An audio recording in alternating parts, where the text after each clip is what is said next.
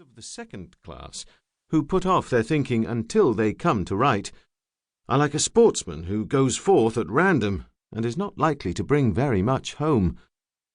On the other hand, when an author of the third or rare class writes, it is like a battue.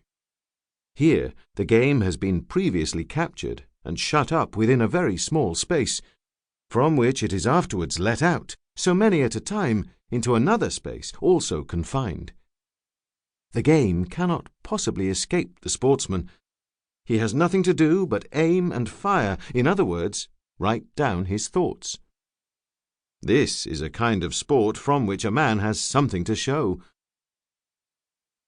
But even though the number of those who really think seriously before they begin to write is small, extremely few of them think about the subject itself.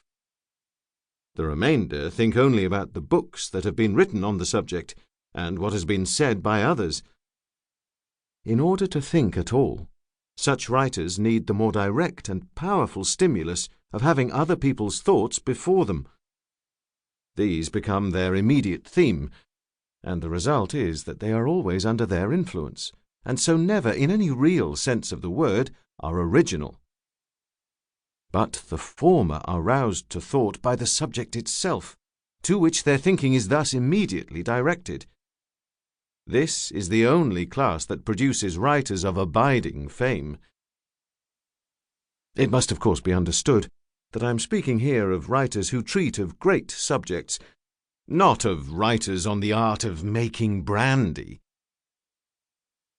Unless an author takes the material on which he writes out of his own head, that is to say, from his own observation, he is not worth reading.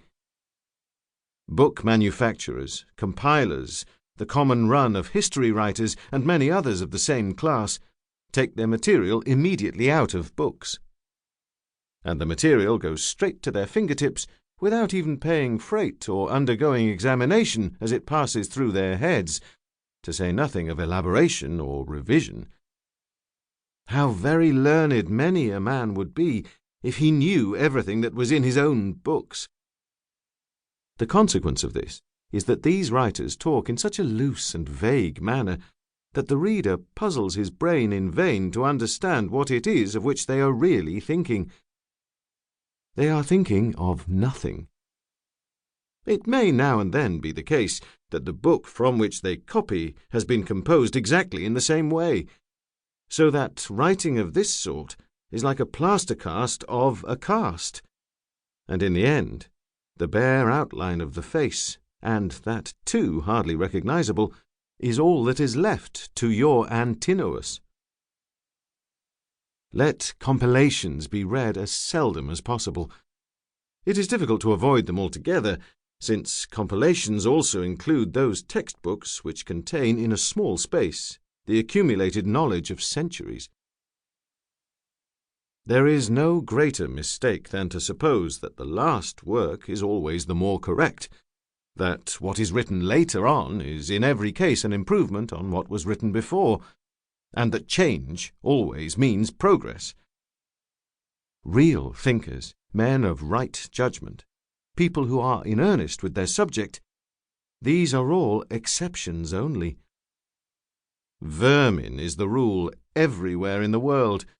It is always on the alert, taking the mature opinions of the thinkers and industriously seeking to improve upon them, God forbid, in its own peculiar way.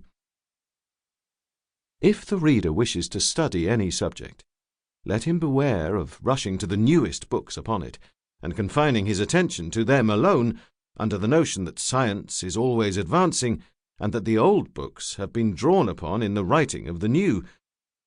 They have been drawn upon, it is true, but how?